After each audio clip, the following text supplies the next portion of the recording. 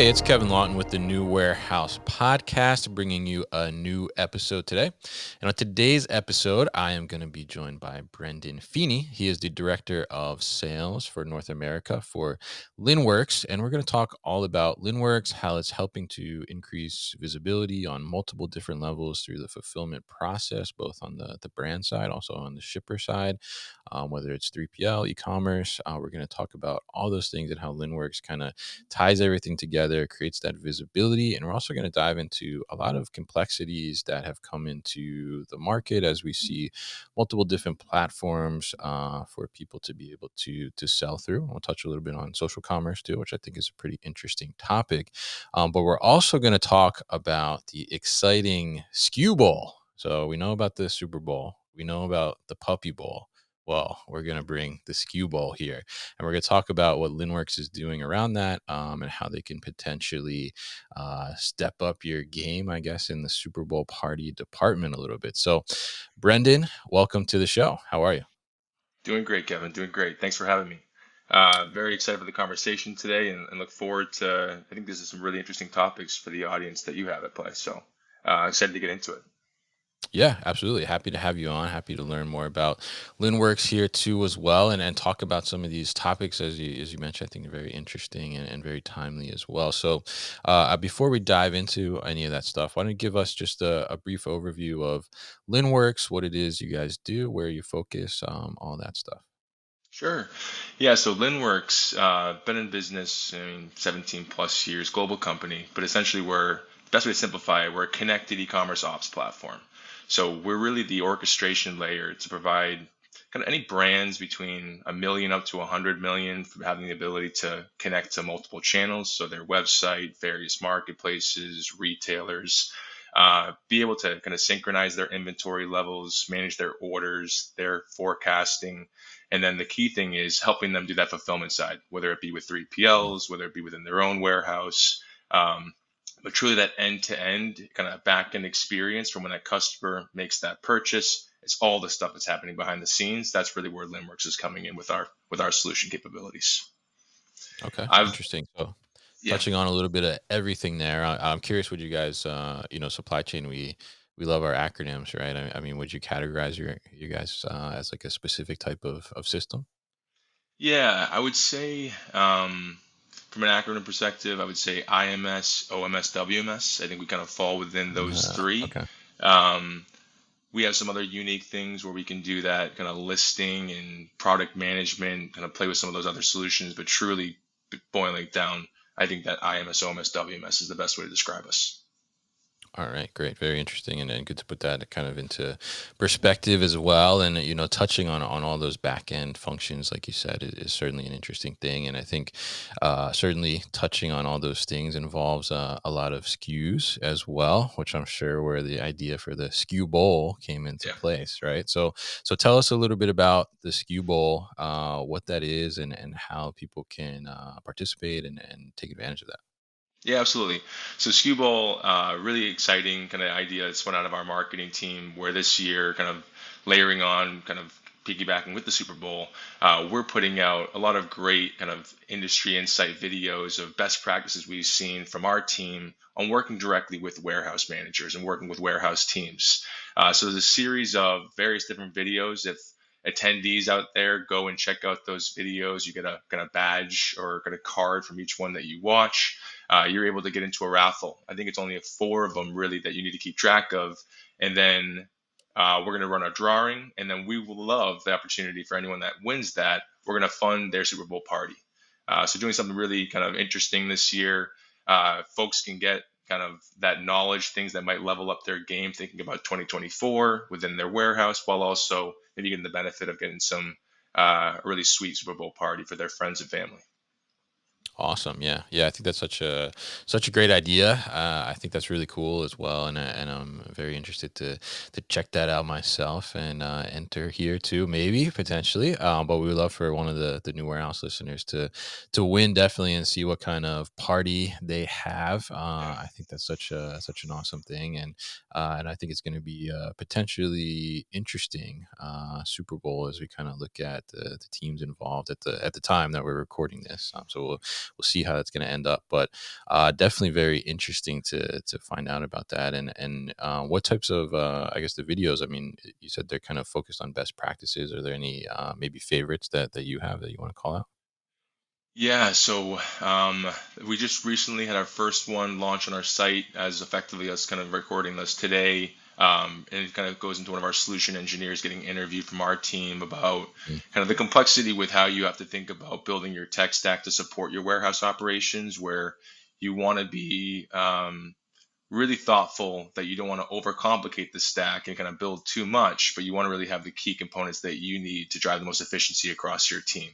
So I think it's kind of going into things that we've learned firsthand from folks that have gone through that manual process of doing a lot of things with paper and kind of printing things out via PDF to then going more to the digital and then taking it to the next step, bringing more sophistication, I think, for their warehouse. mm. So that's going to be what the first one's about. There's going to be some other ones with some of our product experts coming, but each one will have a different kind of look and flavor about a specific area of the warehouse operation that I think will be interesting for folks.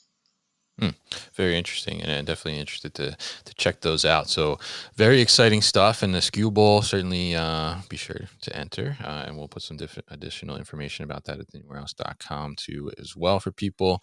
But yeah, Brendan, let's dive into the topics today on the podcast here. So, I think you kind of mentioned in there some of those different steps of evolution within the fulfillment process, and going from certain types of files to other files, and making sure that all those things are kind of tying together. But let's touch, I think, on when we look at the landscape now. If you're selling a product online, right, there's so many different platforms, so many different marketplaces right now in play to be able to sell through as an e-commerce seller. Talk to us a little bit about how has that kind of presented some challenges for managing the warehouse fulfillment and logistics side, versus how maybe a few years ago, several years ago, wasn't maybe as many platforms out there. Yeah, so I think that's been one of the really unique things about the changing of consumer behavior and expectations that folks want to go wherever they want to go in terms of their shopping experience, whether it be on marketplaces, going browsing different websites, and now it's been incumbent upon brands to then meet consumers where they're spending that time so that they can acquire new customers, get that sale, but also just be present in areas that folks are shopping. I think that's brought in some interesting challenges down from like a fulfillment logistics perspective because now instead of maybe a couple of years back, it's maybe my website, maybe I had an Amazon or eBay. Now there's a lot more Mm, channels on top of that.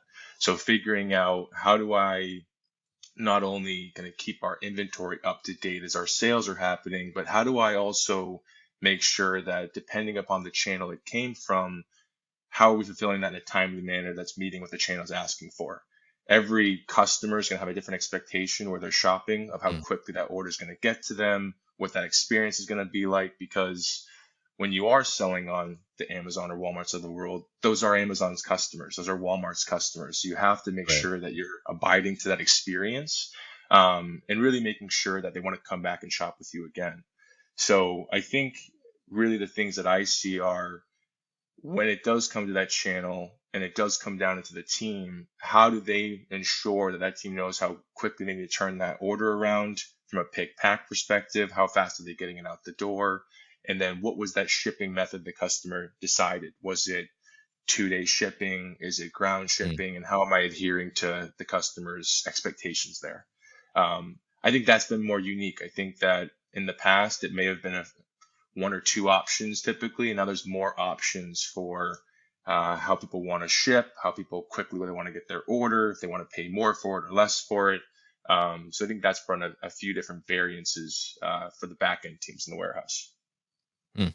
Yeah, it's very interesting, and I love that you said in there that it's not necessarily like if somebody orders from Walmart through Walmart or through Amazon, like that's Walmart and Amazon's customer, right? Even though Yeah. like you're putting your product on their platform and like you're selling through their platform, it's not necessarily directly your customer, right? And I think that's such Exactly. an interesting point there. And certainly there's a lot of different requirements and things that those especially Amazon for sure requires of the way things are packaged or labeled and things like that. So when you're dealing with multiple different platforms like that, it can obviously become a challenge on the fulfillment side. So I mean, do you think that uh, you know how do kind of these warehouse companies, maybe 3PLs, kind of manage through this, and maybe how does Linnworks help in that sense too as well? Yeah, I think so. When it comes to, and you made a great point about different label that they have to adhere to, or different ways that Amazon wants those boxes sent out, or Walmart wants those boxes sent out. I think where Limericks comes into play is we can provide a bit more simplicity to having those labels be able to kind of batch create by channel if you want to, or by shipping carrier, or having ways that it makes it easier on the warehouse teams that they can just go based on certain kind of ways they want to bucket out these orders to then work through in a more seamless way. So if I'm sitting in the warehouse and I just want to go through the kind of the Walmart orders, we're going to go through those quickly. I know they're all going to Mm, have a similar type of kind of picking kind of motion. I know they're going to have a similar label type. I know they're going to have a similar kind of shipping delivery time. So that's one thing. I think the other area, which is really interesting, is where Limericks can provide the flexibility of options. I think some customers as well will lean on the marketplaces themselves for fulfillment providers. We've mm, seen popularity with Amazon FBA, Walmart Fulfillment Services, WFS. So having that ability that if you want to work with the channel specifically, that you can send those orders off to them and then they'll take care of the fulfillment.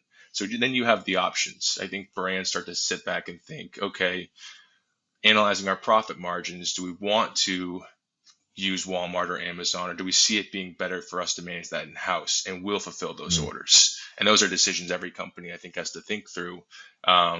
But with Linnworks, you have the options, which I think is great. With other solutions out there too, just having a way to figure out where you want to send orders to which location, I think that's what gives you a bit more control on how to handle those type of channels too.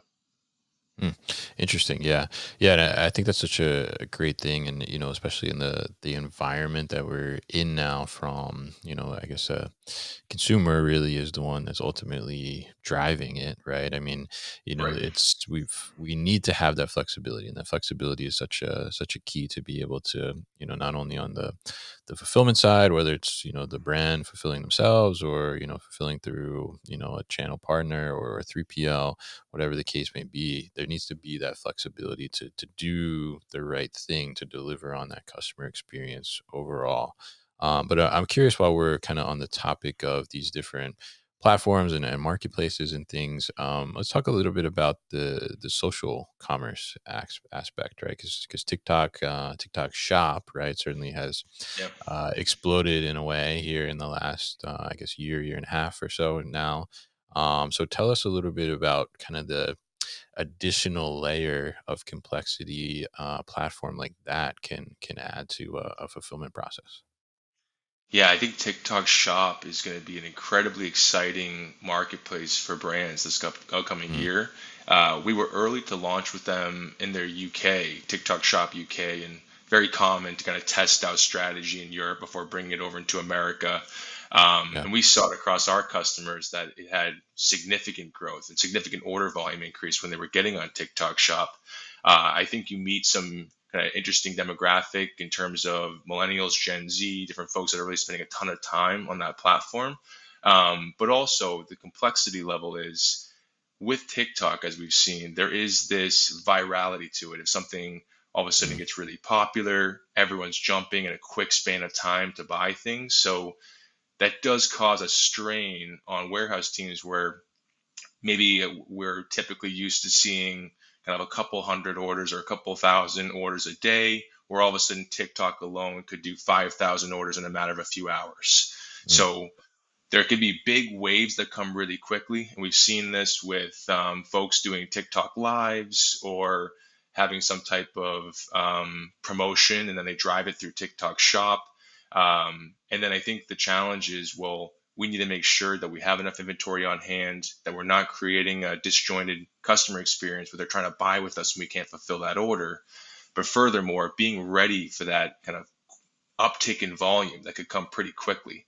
And as our pickers enabled in a way that they can fulfill those orders in a timely manner, how do we kind of support that uptick in volume? And I think that's another thing that a lot of brands will have to think about this year is, as much as the benefit comes with a rapid uptick in sales, how do we make sure it's a really great customer experience with our warehouse team Mm. to fulfill that based on when they expect to get it? Yeah, absolutely. And I think it's I mean, it's exciting, definitely, space and the way things can take off on there. But it is kind of like you mentioned, I mean, it's like, maybe you're doing, X amount of orders in a day or a week. And then all of a sudden, for whatever reason, right, something takes off on TikTok and it's everywhere, right? I mean, Yeah, and now all of a sudden you're doing your weekly volume in a couple hours, like you said, right. or maybe in some cases your monthly volume in like a day, right? I mean, Yeah, it can get wild. So I mean, it's definitely something I think where there's a lot of complexity on being able to pivot and understand like how to do that. I mean, even from like just a labor perspective on the fulfillment side, like how are we even just going to get this many orders out in a day, right? yeah, But yeah. like you said, I mean, maintaining that customer experience, I think is super critical. And I think as we look at that customer experience as well, certainly there's a lot of companies that have moved towards more of a kind of a distributed inventory approach and tried to spread out their inventory positioning to be closer to those consumers, whether it's, working with a 3PL that has multiple locations or multiple 3PLs or, shipping yourself and having multiple warehouses, micro fulfillment in some cases, all those different things. But when you look at that and you try to manage that, it certainly adds additional complexity, right? I mean, I think we're talking a lot about complexity here today, right? It Yeah. seems like, but fulfillment logistics is not an easy thing, right? Especially when we're looking at e-commerce and higher volume, virality, as you mentioned too. So how do companies go about coming up with a strategy and a plan and I guess infrastructure too to know where should I send that order, right? Should that order comes in, like, should it ship out of my East Coast 3PL? Should it ship out of my West Coast 3PL, Midwest 3PL, South 3PL, depending on how many different nodes you have in your network? I mean, like, how do you really set that up to be able to do that and have that proper inventory positioning? Yeah, and that's there's some layers to this one too, which is I love that we're getting Oh into yeah. this. And this is something we I talk about frequently with kind of head of warehouse teams or head of logistics, supply chain, chief operations officers. Uh, Essentially, when it comes down to it, I think you need to really look at where your customers are and understanding the data around your customers. What is the geolocation that they're typically represented across? Do you have more heavily weighted on East Coast, West Coast? Do you have a good amount in the Midwest? I think that's really like the initial launch pad to figure out where do we need to have our fulfillment centers and where does it make sense Mhm. for us. Um, from there, one of the common things I'm seeing right now is a lot of customers want to try to fulfill from the closest location to that customer, not only from a cost of shipping perspective, but also a time of delivery that can get there quicker to the Mm. customer versus from sending it kind of across the coast. So one of the common things we see is customers building out rule sets to run across their orders, almost like a decision tree, if you will, that based on where this order is coming in from, based on the customer location, uh, first check the warehouse that's closest to them. If we have an inventory available there, let's fulfill it from that location. If we don't, then let's then go down the decision tree of what is the next closest location we could fulfill it from. So that's typically what I'm seeing right now being a very effective strategy that um, the idea of how do we have a really sophisticated order routing strategy that focuses on where our customers are, the channel that they're coming from, the closest location I can fulfill it from, so that really it's giving a great experience. Again, I know we're getting back to the experience thing, but I think it's so Mm. critical. So many folks are making purchasing decisions today based on how quick they're going to get an item. if I'm going to get it in a couple days or if I'm going to get it 2 weeks later, that's going to influence if I'm going to purchase something or not. So having the ability to send that to a location that's nearby them that could fulfill within 1 or 2 days, I think it will make you more profitable with kind of your overall what your expenses are from kind of sending it out from a shipping side of things, but also you're going to make that customer far more happier because they're going to get it in a timely manner, and uh, and I think that's overall the end game that a lot of folks are after. Mm. Yeah, What yeah, I, and I was sure. going to say, what I've also seen pretty unique there, Kevin, is that I've seen too, I'm sure you probably maybe talked this on a different other podcast you had, is also the BOPIS, where we've seen some, depending on vertical, Mm, where we can now use our own brick and mortar locations to fulfill it from as well. So buy online, pick up in store. I know we're talking about, we've been going into marketplaces, but if it's like within your own website or shop front, that's another area I think of, hey, when we talk about order routing or getting it to the right place, we can even send it to in their town if they have a brick and mortar store there and they could go pick it up in person if they want to. Again, it's just the options, which I think is great. yeah, yeah, and I think that's such a great thing to point out too, as well with the BOPUS there, as you mentioned, the buy online, pick up in store, because I mean, honestly, like a couple years ago, pre-pandemic, it was very rare that that option was available, right? I mean, for a lot of companies, like once you send inventory to the store, like it was only available at the store, right? I mean, there wasn't Hmm. really like the opportunity to take advantage of your whole inventory in that way online. But I think it's interesting that it's so important to be able to kind of have that inventory positioning and being able to, like you said, deliver better on that customer experience, because I think especially as people are concerned about economic things and things like that, a bad customer experience, especially when they're buying something that's maybe a little higher ticket, or something that they need, not necessarily immediately, but they maybe want it faster for a specific reason. Being able to have that flexibility, and create that great customer experience could be the difference maker in having a customer in the first place or not, and then also having a repeat customer as well, right? So being able to do that is certainly important, but with that comes a lot of sophistication, right, and complexity. So it's great that there's systems like Linnworks that can help to alleviate some of those complexities and make it a little easier. But I'm curious around from the visibility perspective, right? If I'm a brand and I'm having a fulfillment business myself, I've talked to a couple brands actually pretty recently where they're shipping nationwide out of the West Coast, for example, only, right, one shipping point.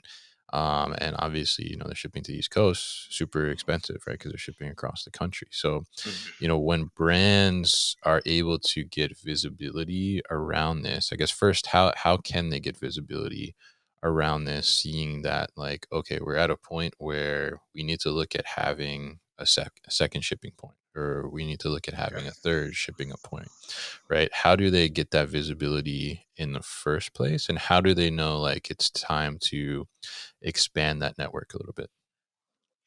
Yeah, that's great. So I think that first we talk about the inventory visibility, Mm, and having that positioning. I think always knowing what you have at your fulfillment center at any given point in time, and then keeping track of kind of what is my typical daily average velocity of how much I sell all my given SKUs. So I know I can be mm, ordering on time, replenishing on time, making sure we never are leaving stock on the table or overstocking. I think it's a big thing folks focus on as they're trying to be a leaner e-commerce team this year, and people being really cost controlled.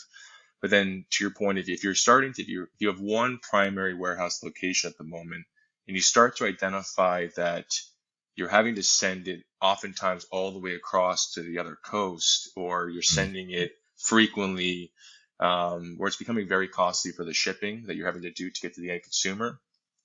I think that's where I kind of goes back to what I mentioned earlier in the conversation about really looking at the customer data. Like, what is my representation of my customers? Where are they?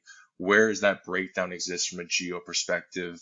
Um, what I typically see being the first kind of leapfrog for most teams is getting that East Coast, West Coast location.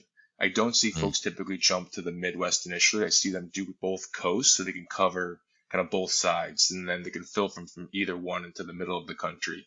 That's what I see being the initial kind of step, I think, to that second fulfillment center or second location.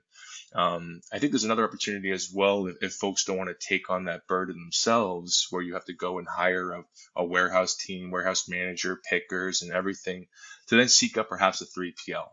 If you mm, want to have diversification, if you want to still have a presence over in a different side of the U.S., but not necessarily have to kind of build out the whole entire infrastructure around that, that you can look at other options there, whether it be that kind of 3PL strategy to further kind of stretch your network of what you can fulfill across. mm. Yeah, yeah, very interesting, and I think that's such a great point too. And I think it, it makes sense to look at East West Coast, especially East Coast. I'm in Jersey, you're in Connecticut. We know Yep. Northeast is one of the most densely populated areas in the country, right? So certainly a lot of potential customers there, right? Yeah. But yeah, I mean, it's such a important thing to look at, and I think having that visibility certainly increases the ability to make those decisions better, right? Because, like you said, a lot of companies are trying to, operate with a lean team, which is understandable, and trying to keep those costs down. But at the same time, if you look and you have better visibility into that data, and you can get better insights into your shipping costs, and where your customer is really located at, then you can make better decisions on the positioning of that inventory itself. And you mentioned something there too about concerns about having overstock, right? And when you start to get into multiple different shipping locations, that's definitely something that could potentially happen. There's like a greater risk, I would say, right? Because you want to Yeah. try and keep both places in stock. Now you're managing more than one stock level. How do you balance that out? Do you have to transfer to one Yeah. location and to make sure you're still getting that strategy in play? How, like, if you were to look at Linnworks, for example, I mean, like, how would Linnworks help you kind of better navigate that and try to prevent that from happening? Yeah, so the great part about our platform, I would say, I think one thing customers love is that they can have that kind of bird's eye view visibility into my inventory across all of my locations. Not only do I want to see my roll up, but give me the breakdown warehouse by warehouse, what I have, what my typical sell through is at that location. And then do we have any stock incoming in, or do I need to think about kind of working with our supply chain team or our demand planning team about that reordering process to keep up with that?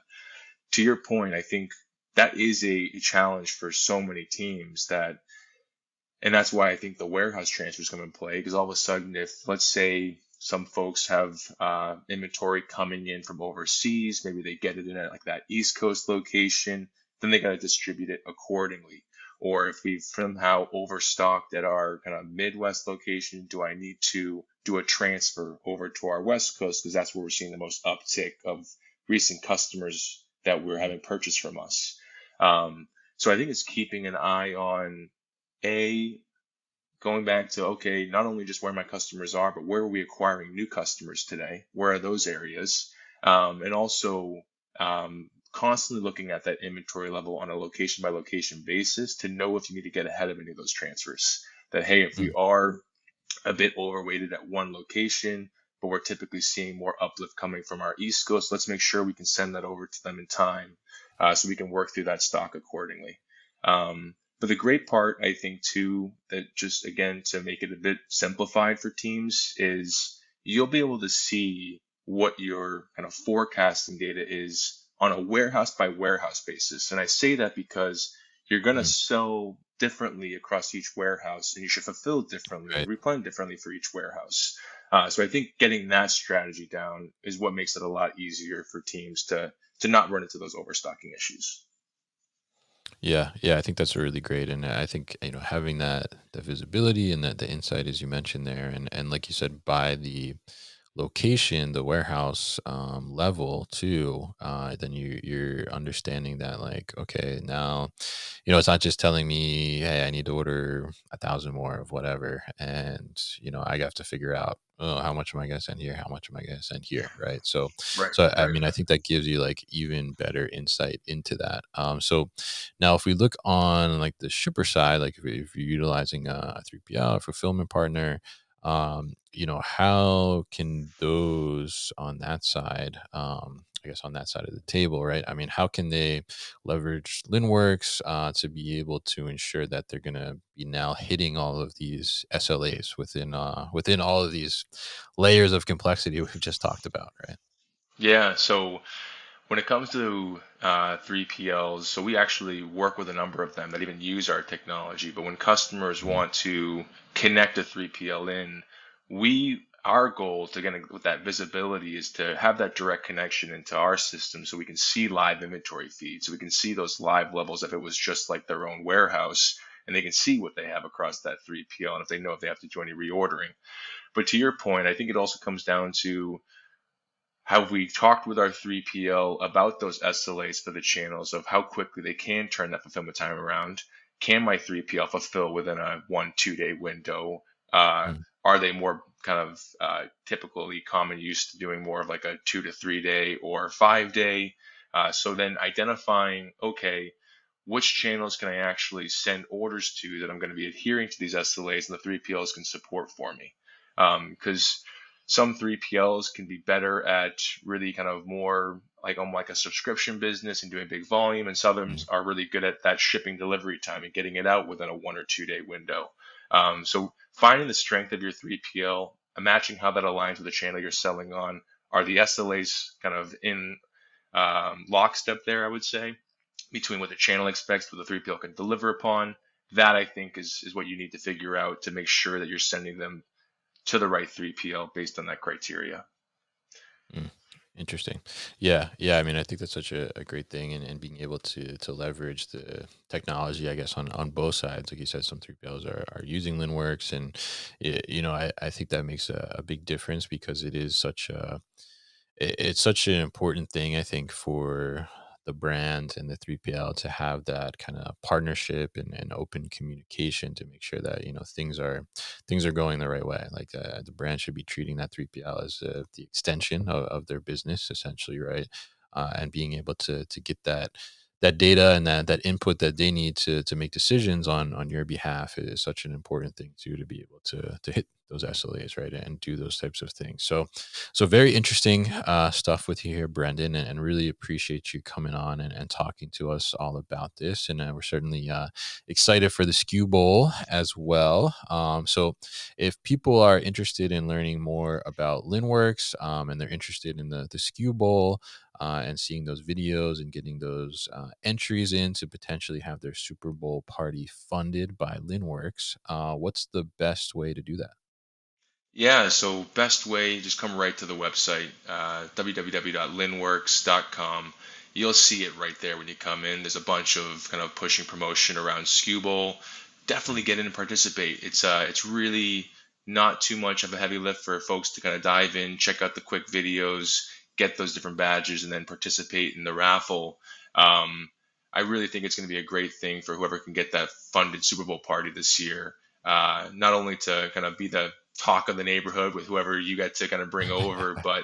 also not have to worry about the financial costs of hosting and having a good time at the Super Bowl, which we know should be based on who's left right now should be fun to see who kind of ends up at the big dance. Yeah, absolutely. So we'll definitely put all that information at thenewhouse.com as well. Make sure you enter that Skew Bowl. You get to learn something in the process, and then you can enter too and get that Super Bowl party funded. We'll be looking forward to as well seeing who wins that, and seeing what they do with the funds. I think slip and slide would be cool, right? A Super Yeah, Bowl party potentially, right? yeah, Something ice like that. luge. So Yeah, yeah. definitely. So Brendan, I want to thank you once again for coming on the show today. And we'll definitely put all the information about Linnworks at thenewwarehouse.com. Kevin, thanks for having me. Really appreciate it.